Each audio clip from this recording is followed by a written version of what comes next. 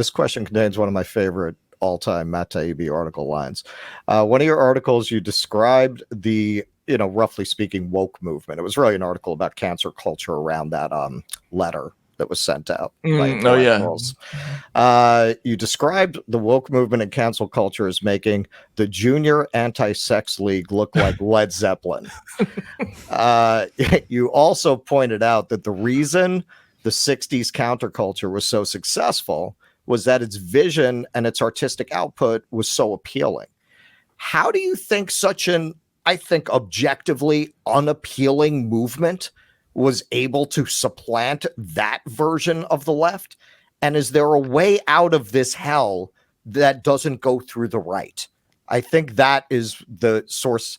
The winter of our discontent is that question right now. How do we get out of this? Yeah, that is such a tough question, because the first one is such a conundrum to me, right? Young people used to be the defense against this kind of thing happening, because they would never go for any movement that had crappy art and no sense of humor, and didn't have good movies or a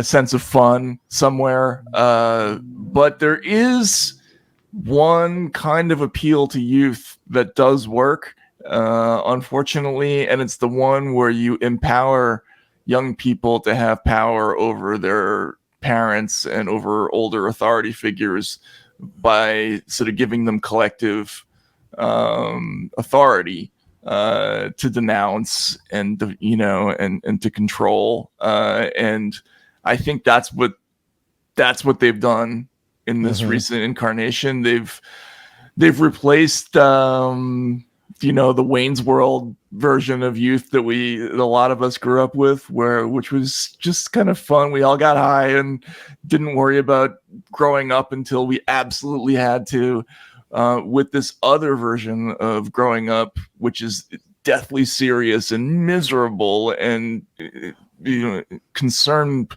with all these grave issues that kids shouldn't have to worry about yet. You know what I mean? And they've sold young people on that by giving them more power than they've had in the past. And I think that's unfortunate. When you're young, the greatest thing about being young is having fun, and they've taken that away from this generation, which is unfortunate. Oh, and as to the second point of it, is there a way out of this without that doesn't go through the right? I don't know. I mean, but I suspect that it's going to start with some movement that begins with a great comic or a great band or some kind of great writer, because that's usually how it happens. Like a movement is attractive somewhere in some way to young people, and they just flock to it, and they abandon the other thing. And I'm waiting for that to happen. Well, but this is part of why I say, can we get there without going through the right? Because one of the craziest things that has happened in my lifetime, when we were coming up, the butt of every teen sex comedy was the uptight Christian right moralist, right? Right.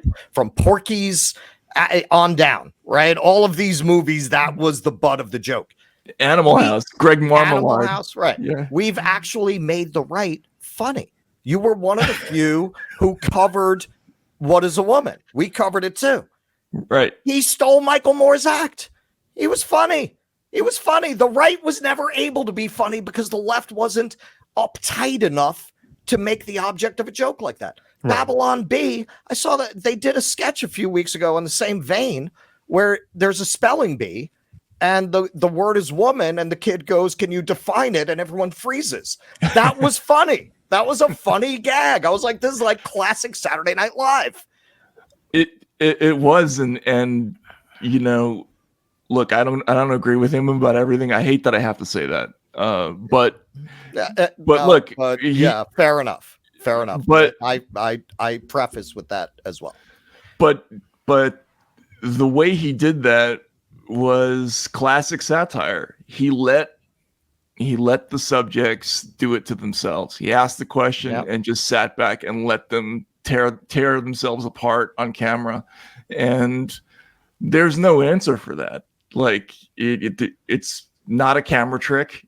as you say, it's the same thing that Michael Moore did. Like, the guy sitting there talking about peace and love while he's got a nuclear missile in the background. Right. Like, people being idiots on camera, and when you let them do it, is a very peculiar and very powerful kind of satire.